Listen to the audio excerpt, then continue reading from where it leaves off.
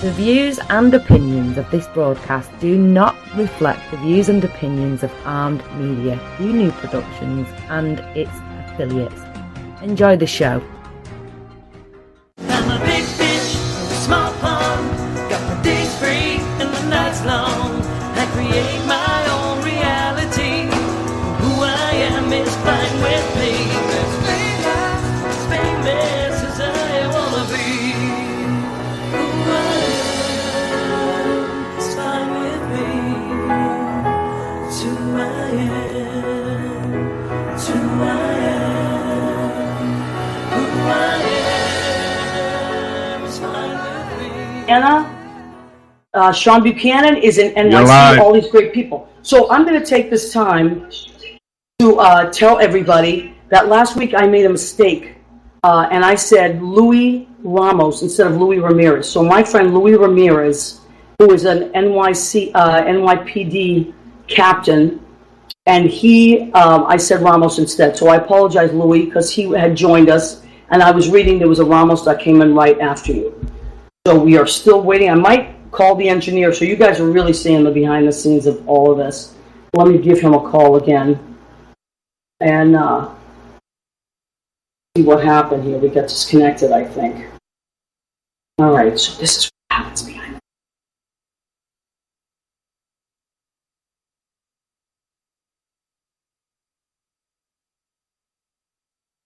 All right, hang in there. You have me on the... Okay, so we're live now? Oh, we've been live. Oh, my God. Okay, how wonderful. Thank you, Jimmy. Okay. All right, so there you go. Guerrilla radio, baby. Woo! Okay, so we've been live. Thank you, Jimmy, very much. I just couldn't hear him in my headset. All right, so welcome to, let's do this again. Welcome to What's the Story with Maria? What was the story with that? The story was, he said I was connected on the phone, but I couldn't hear him in the headset. All right, so there we go. So my beautiful guests tonight are Paul Lucas and Joe Cangelosi. They are both my friends. Joe has been my friend for, what did we decide, Joe? Something like 20 years. 20 years. Something like that. And we were puppies back then. Yes. And Joe, we were puppies. We were puppies. We're puppies in a different way now, but yeah. But we were real puppies then. And so what always blows my mind about you, because we have both evolved, I think, in completely different ways, and some in the same way. Sure. But what always blows my mind is when I think about you, when I think about some of the different jobs that you've had over the years. Yes. And now what you're doing. Yeah. So tell us a little bit about when we first met. And I think when I first met you, I was in real estate. Yes, down in the village, and it was a great job. And then when you're working real estate and the economy tanks, money doesn't come in anymore. So what year was that?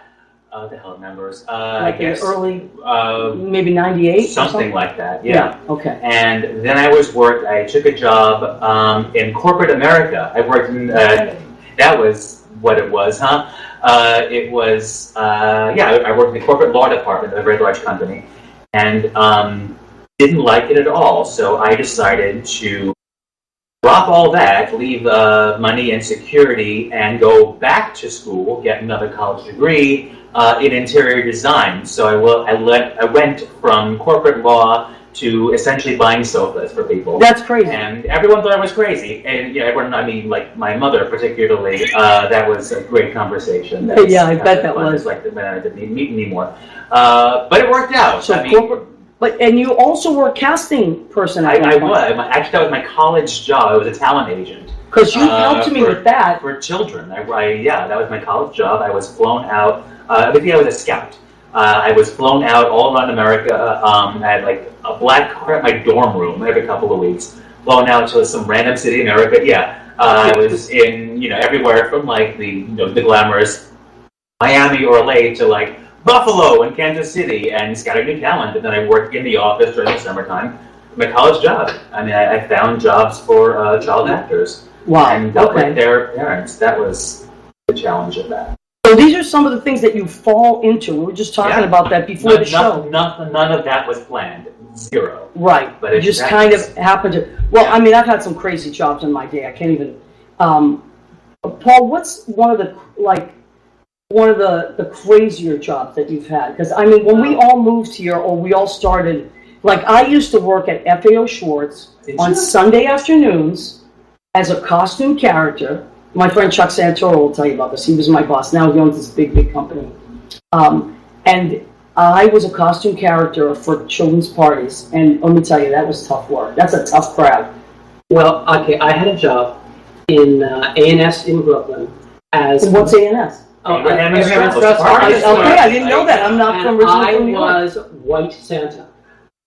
So there was a white Santa and a black Santa, and I was about 30 pounds thinner than I am now. Okay. So I was like the beard, the Was costume there just two were of the falling off. Asian Santa too? No, there was a white Santa and a black Santa, and if there were an excess, an overflow of black kids, they sent to the white Santa.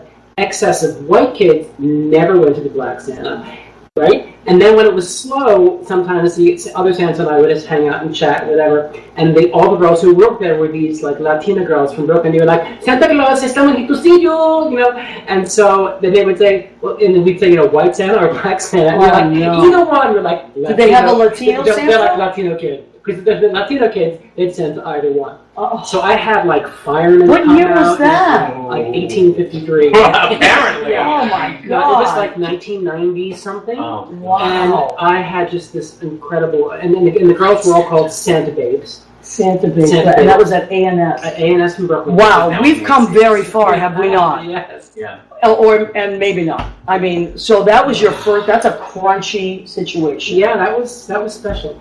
Yeah. Okay, so you were Skinny Santa. Skinny Well, white do you remember Santa. Skinny White Santa? Okay, and there was all right. So now we know. We know some crazy stuff about Paul. Okay, and now today, I mean, we met maybe 15 years. Well, you told me really. Yeah. So we met. You were singing in a club downtown, and a friend of mine wanted to have her bachelorette party at a club because she loved going to all these different clubs, right? Mm-hmm. So we went there, and we came in one night, and you were singing, and I know when that was because 2 weeks earlier we had our bachelorette party, and at the bachelorette party there were no party favors because her maid of honor worked in the World Trade Center, and everything blew up and was lost. Whoa. So she had all her stuff delivered to work. Unbelievable. So you and I met in September of 2001. Yeah, and where we are downtown is very, like at the time I literally lived during September 11, 2001. I lived 10 blocks from there, and I worked about maybe 14 blocks from there. So a lot of our friends and our customers and there were people that, of course, I mean that was such a big place that worked downtown down there. So we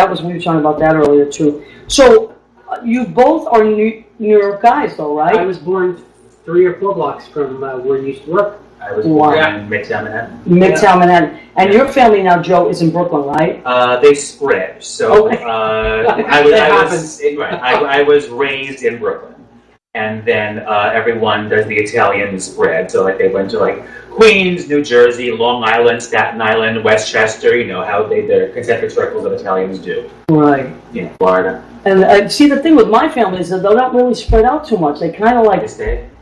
Yeah, I mean, I moved an hour from most of them, I should say. Okay. An hour train from most, which is nice. I moved, but most of them like there's a natural transgression how they, and they tend to go in little caravans of groups without meaning to. Like somebody will buy a house on this, in this section of a town, and then everybody will be like, you know what? It's nice over there. It's nice over there. Right. Yeah, like we were at so and so's for a cookout. It's kind of nice over there. We should. And then the next thing you know, they're living 2 blocks up from you, and then that's kind of how it Get goes. rid of them. Yeah. Oh no, you don't get rid of family.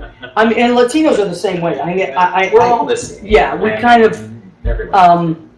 Now, Paul, I'm going to go back and forth here, but a couple years ago was Christmas time, and I was hanging out with my friend Darius, who teaches. We co-teach together at the Mayo Performing Arts Center, such a great place in Jersey. And he said to me, "Hey, do you want to stop? I'm going to visit my aunt. We're going to put up Christmas decorations." I was like, "Sure, why not? That would be fun." And so we went to this amazing house that literally. This house looked like something out of a movie set. And with this staircase as you walked in. And then when we were leaving there, it was like so Christmassy. When we were leaving there, he said, Paul Lucas, this is Paul Lucas's so I was old born in house. New York City, but I grew up in that house. I was up until 2. I was somewhere else in the same town, but I grew up in this weird house that was built in 1790, 1830, and 1916. It was 2 different houses put together. Right. And I had known Darius since we were like 16 because Darius was friends with a woman who unfortunately just died recently. He was her first piano player. Okay. And we used to, he was from the next town over from me, and we were all like musical theater geeks. And so I met Darius when he was like maybe 17, 18 years old. Wow. And then his cousin wound up buying my house. Buying that house. Yeah. That's awesome. Yeah. What kind of house is it? What's that? Well, it's a great word in Yiddish, which I'm not Jewish, but it's ungepatchke. It's like all these different things, And so basically, it was the old section, the 1790 section, is really modest, like a little cracker box. Okay. And then the 1830 section was this big grand section with sandstone, this huge, foyer area. And then in 1916, they put it all together and put this grand staircase that goes up. And so it's kind of mishmash. That's what I love. And I love the black and white checker.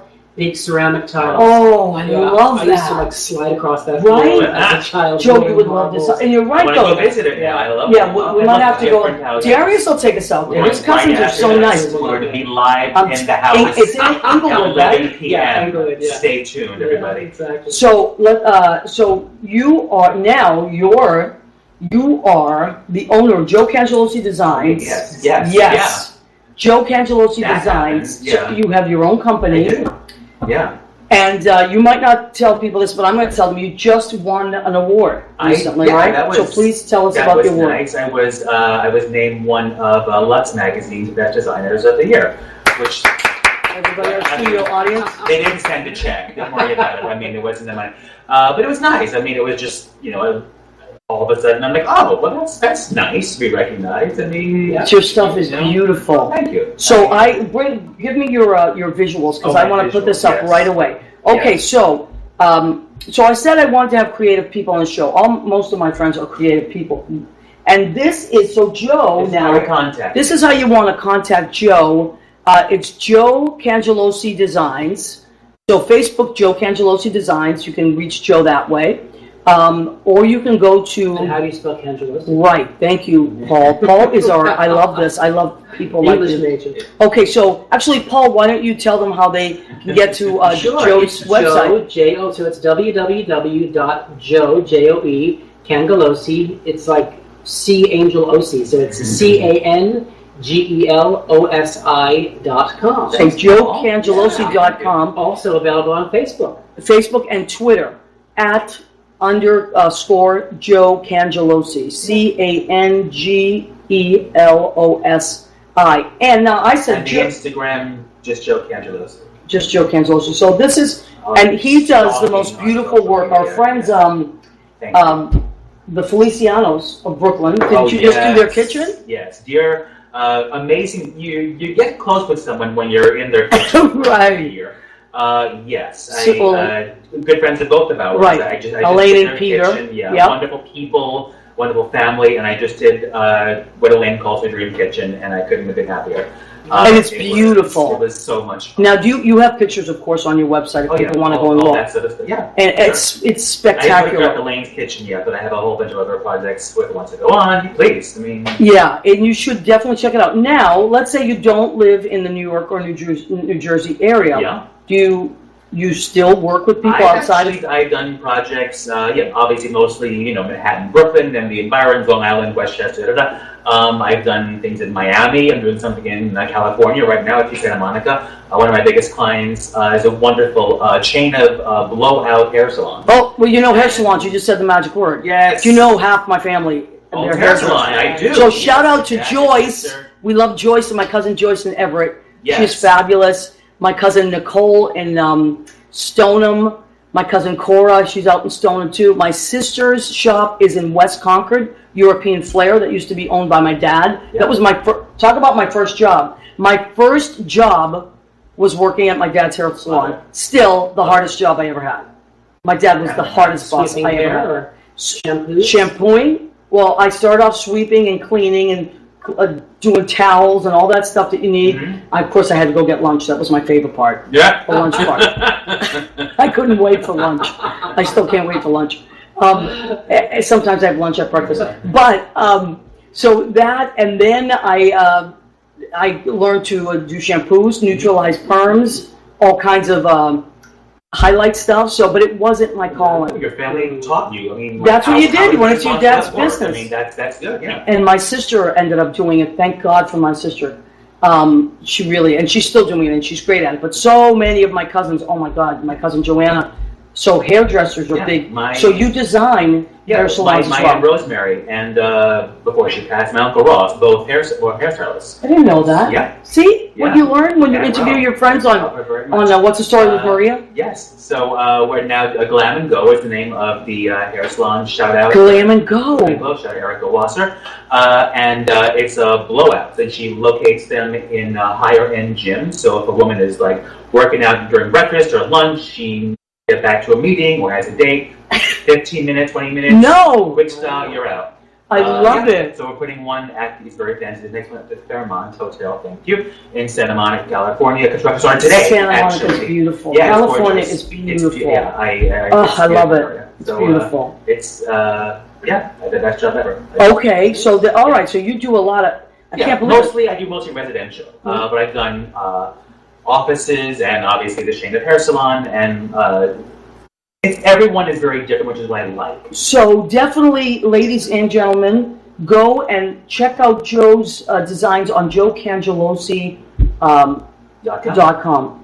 And also on Facebook, and like it on Facebook. You're gonna. I was blown. Like, you got to remember, these are my friends, so I know them as my buddies that we laugh with and eat with and hang out with. So I don't always realize the company I'm in sometimes, but they do amazing work. I don't know what any of my friends do. I mean, you know what I mean? Really? I mean, my boyfriend will say like, "Oh, you're gonna meet so and so. What does she do?" I'm like, I don't know. Sometimes you don't She works know. for a company that, or whatever. I mean, sometimes I do, but a lot of times I don't. I rarely, if ever, talk shop. Like if you're, I hate that. I hate what you do. Like you're sitting there. Let's talk about something real at dinner. Yeah, or but you're whatever. both very humble. But no, but I don't like talking. I mean, I don't want to hear about what someone's work does. I You're know. a stockbroker. I mean, I know. I don't. I spent a year in DC. It was like I work for a think tank. Right. That's I know. not interesting. So well, let's move over to you. So Joe does things across the country, and you, we were talking earlier, have really traveled the globe, right? I have.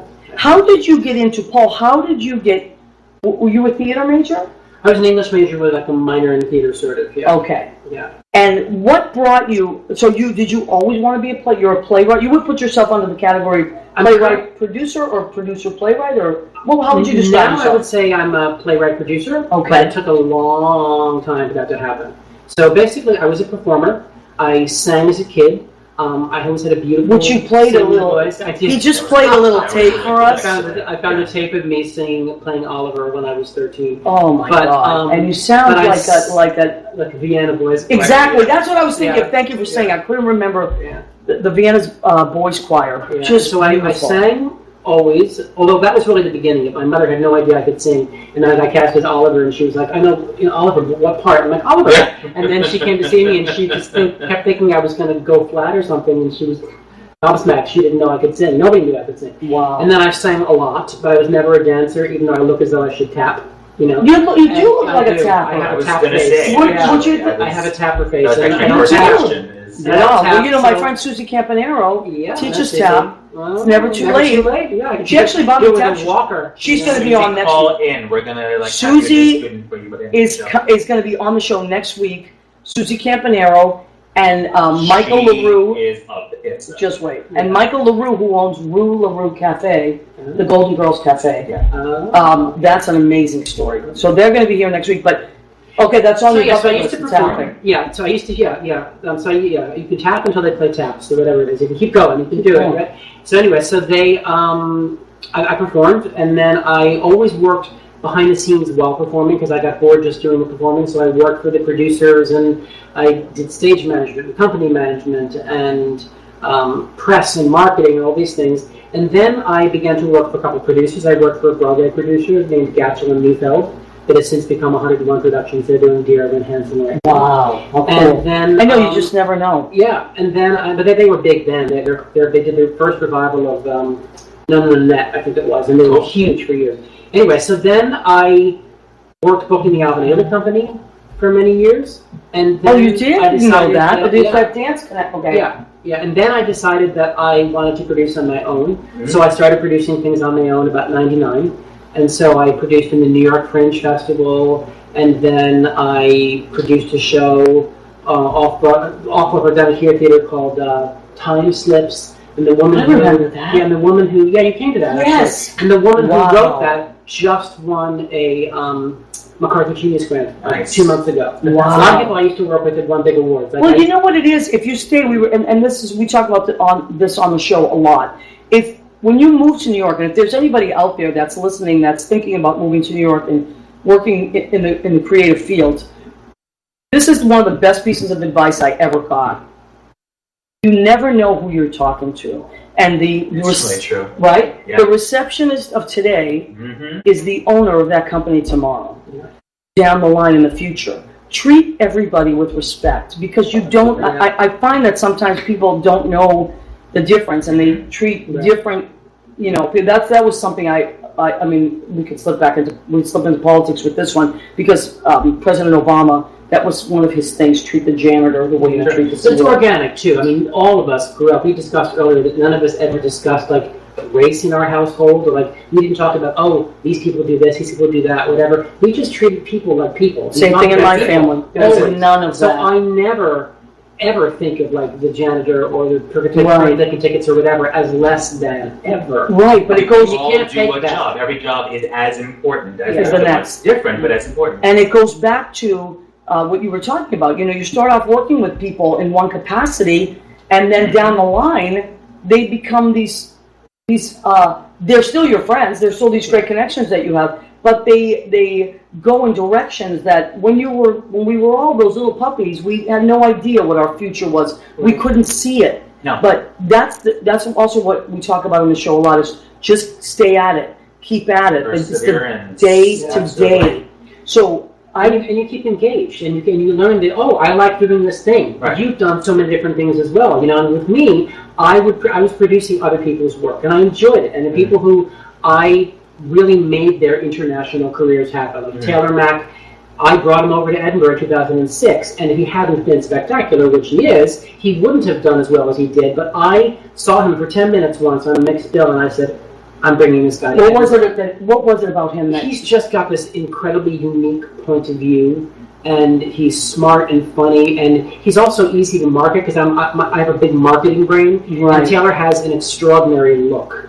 At that point, he had like 2 wigs hot glued together, and he would put sequins on his face. And my writing partner on my screenplay, Drew Geraci, is also a photographer, and he photographed Taylor. We got this amazing, iconic thing, and that picture wound up on the front cover of every single festival brochure in 35 cities in the UK. Because he was an easy to market person, because he looked so fantastic, and then he had the goods to back it up. So for years, I would identify new talent, and that was great. And I kept thinking, well, but I don't know, what's my point of view? What do I want to do? And then suddenly, about the time that my mom died, it's going on 6 years now, I just thought, I need to be creating, but I don't know what I'm going to create, but I need to be the one creating, not other people's stuff. So I kind of put my antenna up and looked around for things, and I had a conversation with somebody in the LGBT community, a gay guy, and I mentioned that I was booking somebody named Our Lady J, who has since gone on to become a writer on Transparent, but at that point was piano playing, which could singing. just received 7 Emmy Exactly. nominations. Sure. And she's a trans woman, and I mentioned that I was booking her, and he said, oh, I don't really believe in that. I don't believe in that whole trans thing. And it was like, ding, ding, ding, ding. This is my thing. Wow. And so I decided in that moment I was going to spend as much time as it took interviewing transgender people and then create a documentary piece of theater on trans identity. Okay, so let's segue into this That's piece. great. Yeah. Isn't that amazing? Thank you. So Paul, I'm going to put this up on Facebook Live. This is what it looks like. It's Trans Scripts, so 2 S's, TRANS SCRIPTS, transcripts.org. Okay, tell us what that is. So I spent, as I said, 5 years interviewing about 75 trans people in the U.S., the U.K., Australia, India, Germany, and Cuba. How did you record them on a? I recorded them on my iPhone because I feel as though people are less self-conscious. They can forget that there's a phone sitting there, and they were very honest with me. And I would always let them read my release form first, and sign it afterwards. So I said, if you just want to tear this up when you're done, you can do that. Great. So you can tell me whatever you want to, and then you can say to me, don't use my real name. I told you about my sister's drug habit. Don't include that. Really great. So they had a real freedom to be anonymous, and I also didn't want to do there have been a number of documentary films and projects on trans people, but I wanted actors to inhabit these real characters.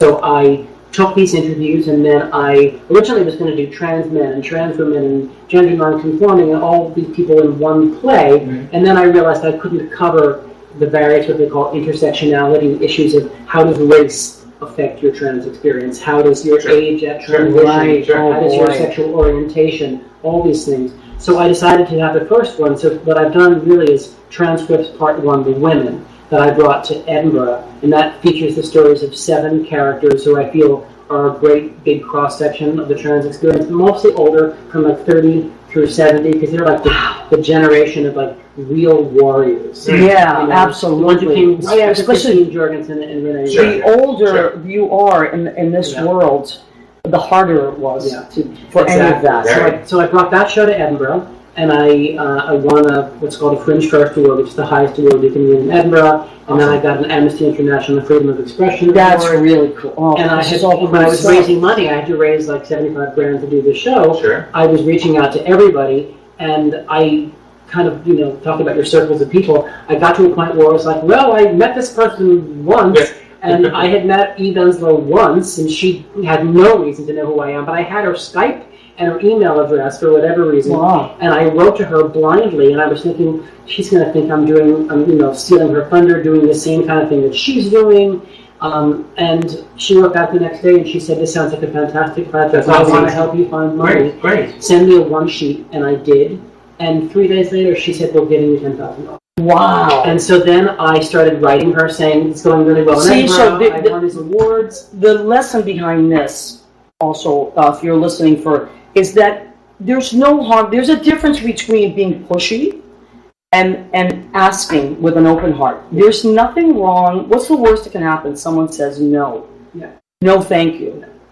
But there's nothing wrong sometimes with reaching out to people. And then you say the thank you part. So I reached out to Eve regularly and said, I won a Fringe First. I got this, because I got 28 4- and 5-star reviews. It went really, really well. And I wrote to her, and she happened to be multitasking, reading an email while talking on the phone to Diane Borger, who's one of the main producers at American Repertory Theater at Harvard, where Waitress came from. And she said, you're in Edinburgh, right? You should go see the show that I gave money to. And Diane Borger came and saw the show. Wow. And that's why my show wound up on the main stage at American Repertory Theater at Harvard. See? Awesome. From one email.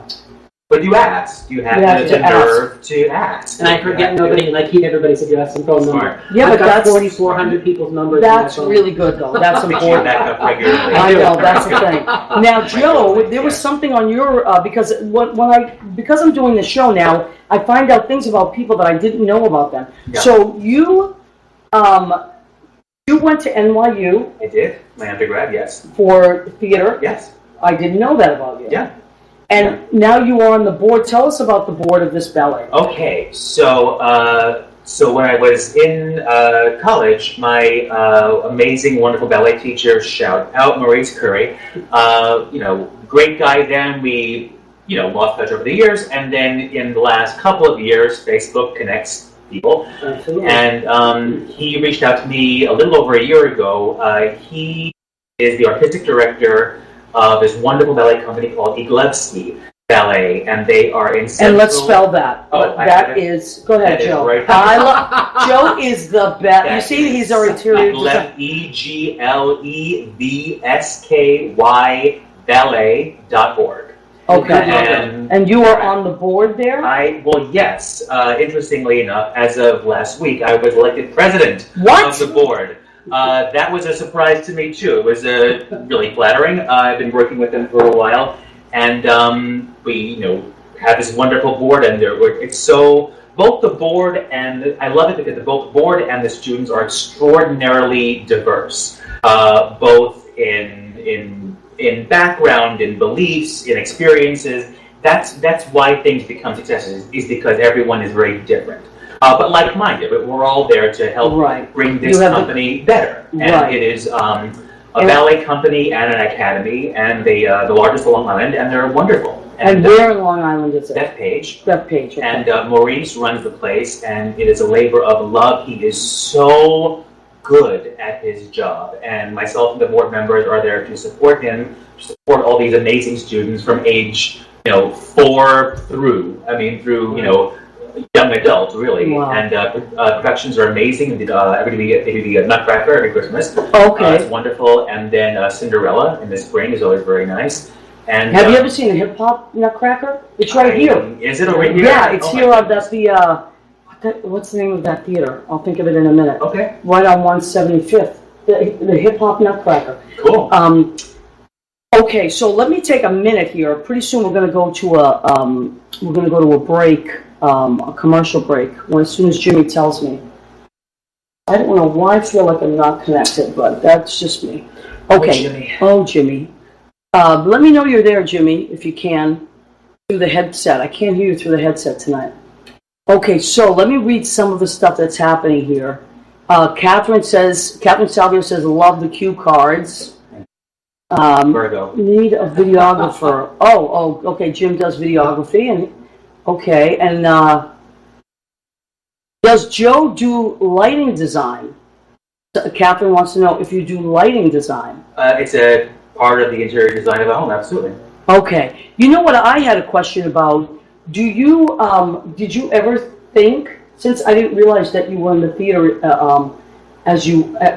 now I know so much more about you. Did you ever think about designing sets? Have you ever designed a set? Funny enough, it was 1,000 years ago. That was sort of my introduction to carpentry and all this in high school. I was on the stage crew. And again, just by chance, I made friends with all these crazy people who hung out in the stage crew room. Shout out to all you watching today. And eventually just joined the stage crew. And I made a group leader my senior year. We built all the sets and did lighting and all that sort of stuff for all the productions, and it was wonderful. So they trusted me with a hammer and a drill and table saw. And you didn't. I'm just going to check. Someone's texting me. I want to make sure it's not something I should know about here. So someone. I'm trying to share Facebook. Yeah, no, it's good. If anybody wants to share this video, please go ahead and do that. Everybody, okay. So people are enjoying this. I want to take another minute. Keep checking. Let us know that you're watching and that you can hear it. And if anybody is, I know Catherine sometimes is listening to the live feed on the radio as well. So let me tell you again what this is. How do you listen to us live on the radio? You go to Armed Radio, ARMED Radio. How do you get to that? You have on your phone a TuneIn app. Your TuneIn app is free. TUNEIN. TuneIn app. You can get a trillion things on this app. You get CNN. You get thank you. Yep, tune in. You get New York One. You get all kinds of. You can literally tune in to all kinds of things that are happening live. Then, let's say you miss us. Okay, so you get your TuneIn app. You click on Armed Radio, and then you type in "What's the Story with Maria." But if you just go to Armed Radio right now, live, we're playing on it. Let's say you miss this broadcast live, but you want to listen to it later in podcast. You go to another app or download it on your computer called Spreaker, Spreaker, Spreaker.com. I love this app. I use it all the time, and mostly when I'm driving. There are so many amazing podcasts. Can't believe it. And so if you want to listen to our show, which I hope you do in podcasts, because tell us, I'm very open to feedback. You just type in "What's the Story with Maria," and then my picture will come up, and you just save it. You just click in like favorites or something, and it'll be saved, and it's archived. So far, this is our 4th production. So let's keep going until Jimmy comes in and tells us where the commercial, because we may be at commercial. Something is not connecting me to hear him, but I know we're recording. Okay, so Paul, the Edinburgh thing that you talked about, we didn't know, we were talking about it before. You said there were 300? No, 3,000. Edinburgh is the largest performing arts festival in the world. And that's in Scotland, right? So it's in Edinburgh, Scotland, and it was begun at the end of World War II as kind of a way to like celebrate newly unified, Europe and getting through the war, right?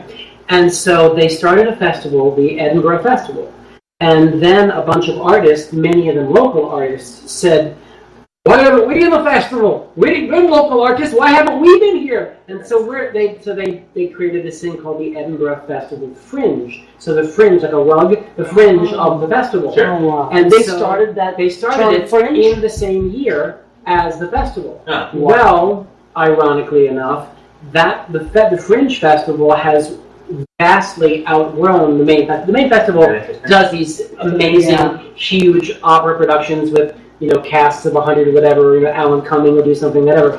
But there are literally over 3,300 shows going on during the course of the month of August in Edinburgh. That's great. 16 to And what 18, month is the entire month of okay. August.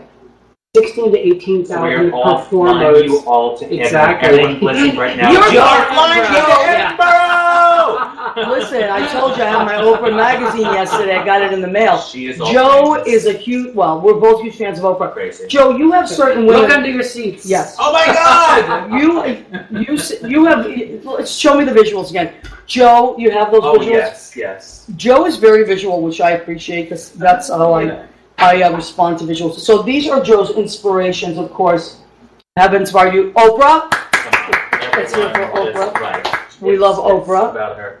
And of course, you can't have Oprah without Maya Angelou. Dr. Maya Angelou. Now, I have a little story about Maya Angelou. Why is this woman in the world? What's the story? One of my Maria, friends can was you hear me? what's the story? Exactly. One of her friends was my friend was her assistant, Lydia Stuckey, and she had my CDs, and Oh my and God. I knew through Lydia that the doctor enjoyed my music. So can you believe? Wow. I got to I see mean, her lecture once. It was incredible. Being in Incredible. the same room, like 10 feet away. I mean, how 15 feet. talk about that's one of the great things about living in New York. Yeah. Exactly. You don't know who has what at what time. Dr. Maya Angelou. So okay, of course. Tina Turner. Tina Turner. Right? The Another first story. crush of my life. I was 4 years old and loved this woman. Really? For real. Yeah. How for cute real. is that? Yeah, watching TV, all of a sudden, Proud Mary comes on. Like, what's that? I mean, like, imagine that in Brooklyn. I want to be a Proud Mary. Right? And you see, everyone can reach their dreams. Yeah, Exactly. still. And who do we have now? Beyonce. Another Virgo. Come on. Oh, you're a Virgo too. That's right. Yeah, come on. Virgo. Hashtag Virgo. He told me when he sent me My all the pop stuff. culture All the ends in like And Virgos. of course, I didn't know Beyonce oh my was- God, Michelle Obama. We love Always Michelle. For Michelle Obama. So much Joe's more. inspirations. I love this. Yeah. And let's end on. Last but certainly not least. Here we go. Maxine, What? reclaiming my time. Reclaiming my time. Reclaiming my She is time. all things. We Yeah. love Maxine. She's Am everything. I right, Paul? She's everything. I Yeah. love Maxine. We Yeah. love Maxine, and Maxine has been on television a lot lately. Ah, love her. Shout Not out to Maxine. Maxine, if you're watching this, you can come on. Love What's the you. story with Maria? I would Please call love it. in. I would love it. Please, Maxine, do me a Who's your favor. assistant? You never know. You never You know. never know. Well, Maxine Waters' assistant, please call in Yeah. in the next never. 3 minutes. Thank you very much. Okay. So, let me see. What haven't we not covered yet? What we talked about, because I always like to know where people's families are from originally. Yeah. Of course, Joe's family is Italian, like my family. And you said they're still pretty much all here. Predominantly. When did they come over from Italy, though? My mother was born here. Her parents came over in, her mother, I believe in the 40s at some time, like 46, I think. I So right after actually the have war. her immigration card. And Do then, you really? Yeah, yeah. And then my grandfather. You should frame that, Joe. Yeah, my mom actually bound it in a book. She gave all us grandkids her recipes that she translated from Italian into English. Yeah, and then in her documentary in there. And my grandfather, her father, I want to say 48, 49. And then my father was born in Italy, and he actually, that's the interesting story. He came over on the last voyage of the Andrea Doria before it sank. You know the story? No. They actually had passage booked on the voyage that sank. No. And then my uncle, his eldest brother, was here, 1950. Oh, wow. And then his eldest brother was here, sending the money. He said, "Why don't you change your ticket? You have nothing to, well, why change your ticket? Change your ticket." Eventually, back and forth, they changed the ticket, and that's actually why I'm sitting here, because they would have died. I mean, unbelievable. Yeah, it's you just never know, right? No, I mean, by changing a boat trip. But and Paul, your family is? My mother's side is Irish Italian, Irish American, but because she grew up in Jersey City, it was all Irish and Italian. So all of my relatives pretty much married Italians. And because again, we didn't talk about these things. Like I thought Italian was something you could become. Like you could become Tina Turner or Proud Mary. I thought you can't become Proud Mary. We know. Yeah, but you could become Italian. So I had all these aunts who were married to all my uncles, who all had their hair dyed like your color, dyed, and they all made lasagna. And although my hair is natural, of course, yes. All of our hair is exactly. And actually, it's that time again.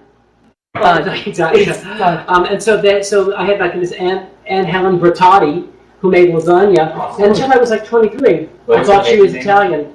Hannigan. Hannigan, right. I was like, biology, what's that? It didn't occur to me that she wasn't Italian. It was not a bright child. Well, isn't that nice? Yeah. But where I grew up in Massachusetts. It's so funny. That's what we knew: Irish and Italians, and because we met people at church. Right. That's where the communities began. That's where I started singing. I was on all these courses, and at church you would meet people, and the community. We had a wonderful community at our churches and our great parishes. And I went to Catholic school, so it was Irish and Italian. We sprinkled a few Germans. There were a few Germans in there. Yeah, we were Irish Italian. Yeah, definitely. I went to Catholic grammar school. Did you? First through 6th grade, and then I switched. Yeah. Wow, 2 different ones. But do your viewers know your Prince Spaghetti story? I don't know if they know about that. You should tell. I can't believe you remember that story. So first of all, let's say hello to Rizzo. Rizzo is my puppy. She's mine and Judy's, and she's really cute, and she loves boys. So here she is. She now wants to be on camera. So. Welcome, Rizzo. Yay. So Prince Spaghetti, I grew up in the north end of Boston, and Anthony Martignetti was a year ahead of me in school.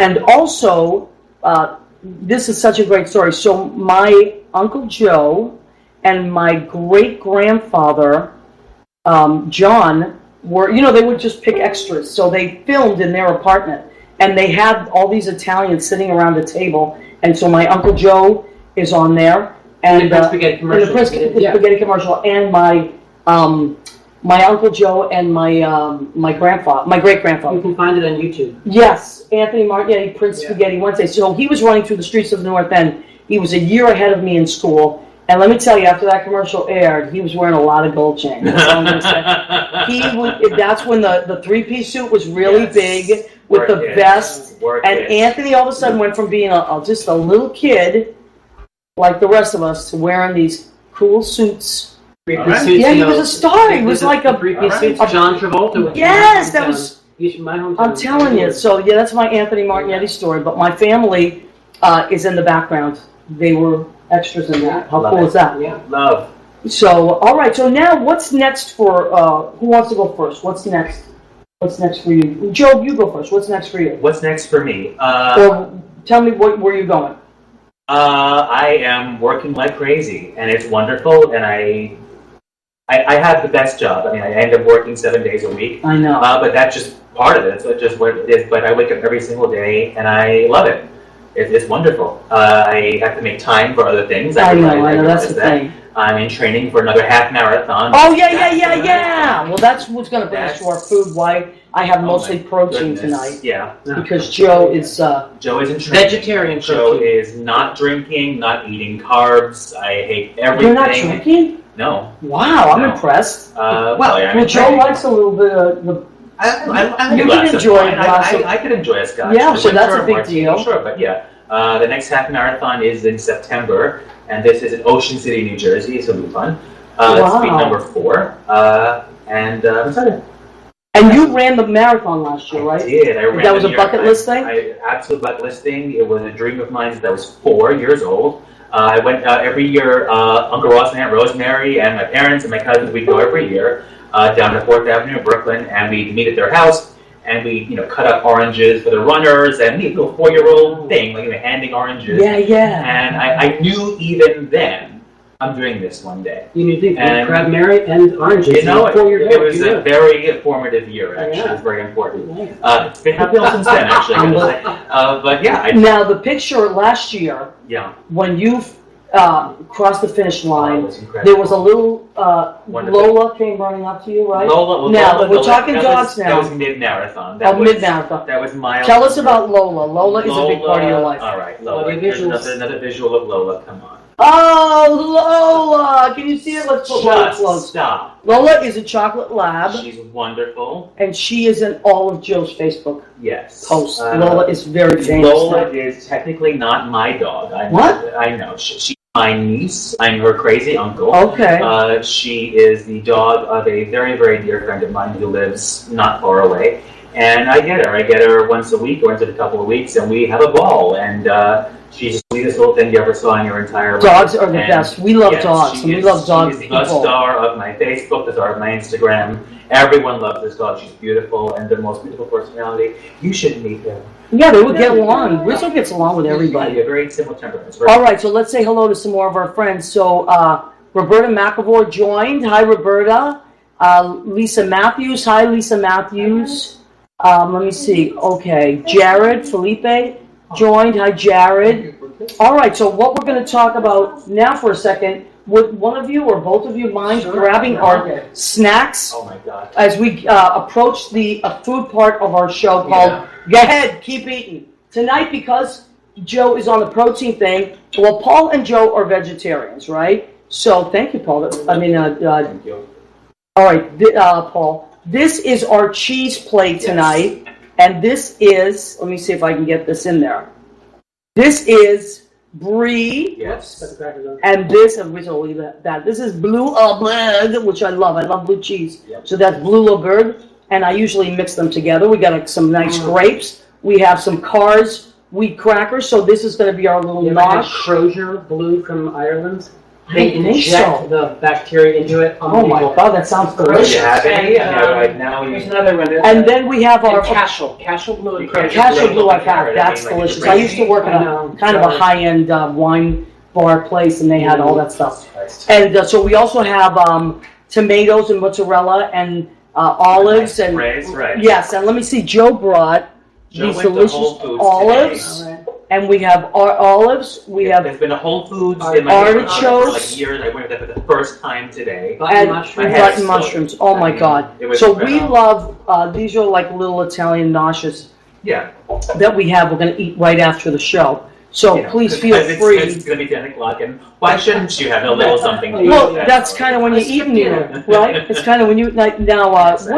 So what's your day like? Do you get up early, Paul? And I'm not a morning person. Me neither. Oh, God, I hate the morning. No. You too? Although the I last hate couple it. months I I've been mean, getting up at 8, which for me is like That's really early. Really like 10. I go to bed about 1. Okay. Usually. Same. Yeah. So 9, 10, something like that. I just want to and get up. do projects come to you, or do you look They for used your to next come to one? me. I used to a lot of both. I mean, things would come my way to produce, and I would.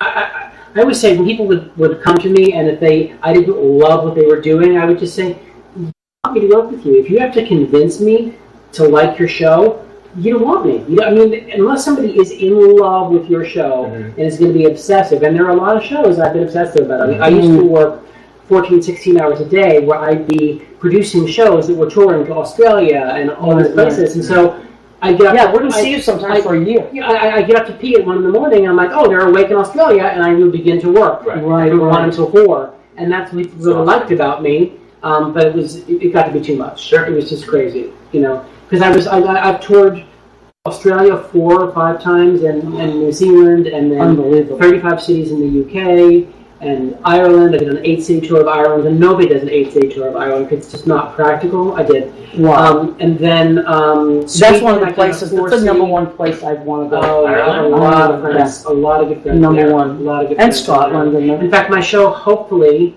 we shall see there's interest in the Abbey Theatre, which is the National Theatre of Ireland, in my show for next Awesome. year. So we'll see. And the Galway Festival. Amazing. Yeah.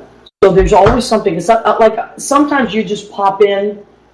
You pop in and out of New York, and I'll run into you on the street or something, and be like, or you know what? Like I hadn't seen you for a while, and then when we were doing our first show, or one of our promos, you popped up. I'm like, Paul Lucas, I should have him on the show. But to me, it seems like it's very rare that you're here for very long. I'm here more than I used to be, but I still, I leave the country at least 3 times a year. Yeah.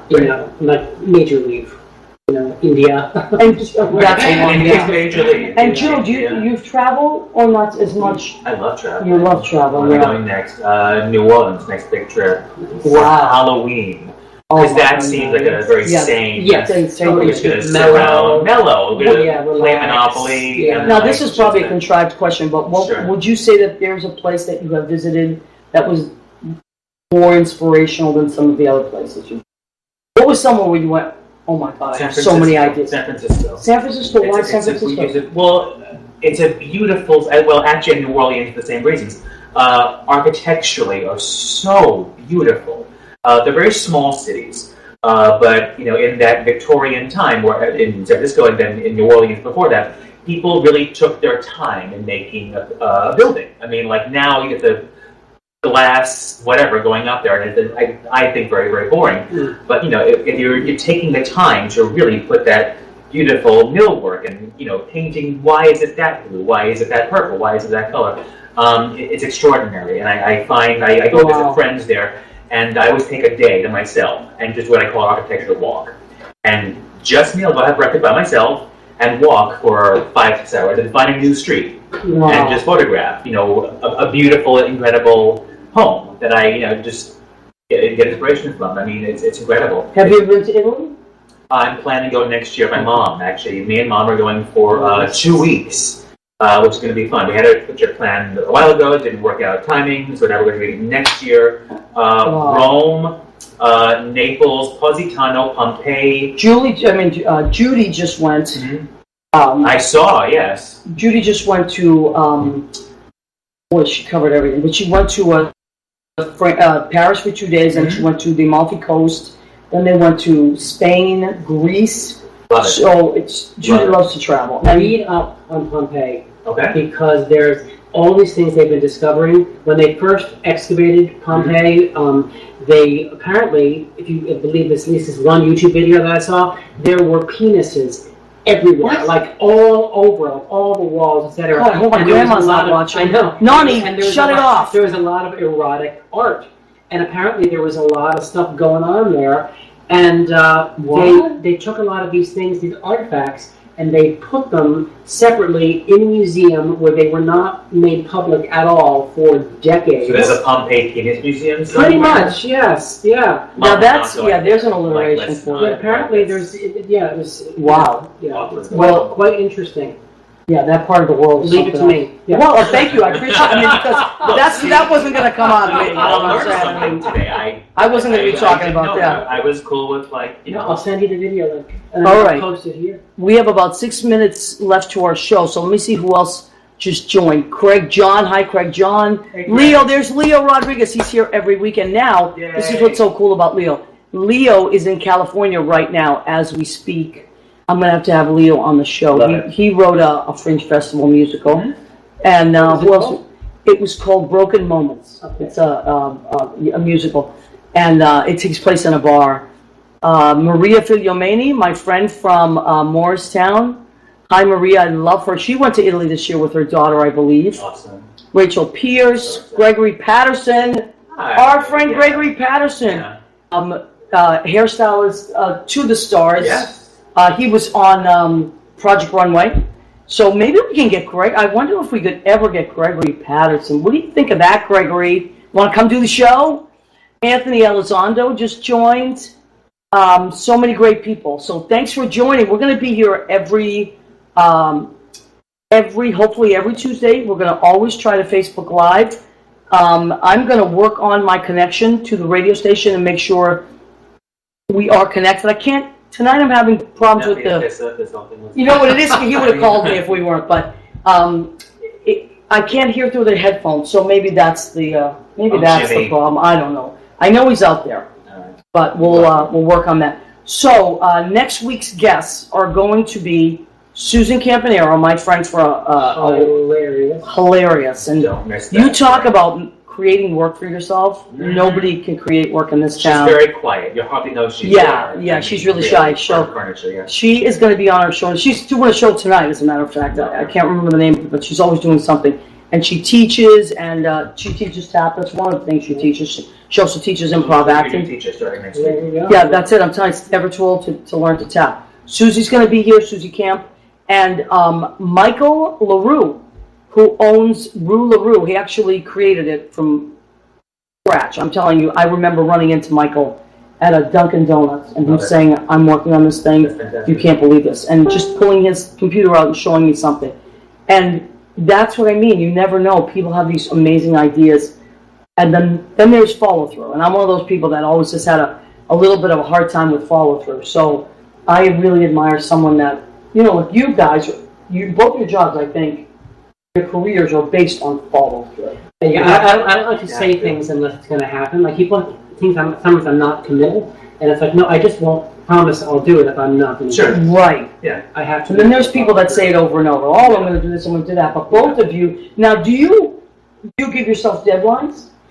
Well, with Edinburgh, I did. I needed to have the show done and ready to go, and then we did extensive rewrites for ART at Harvard. My director at Harvard was Jill Bonney, who is an amazing, unbelievable director. She's doing. Can you curse on this thing or no? She's doing a show F and A. Okay. Susan Laurie Clark's show. Okay. It's going to be a Signature Theater. It's a revival of the show. She's easily one of the top 5 off-Broadway directors, and I'm so lucky that I got her to direct my show. Wow. And we changed the show so much. It was so stressful, but I always felt supported by her. Right. Yeah, so that was amazing.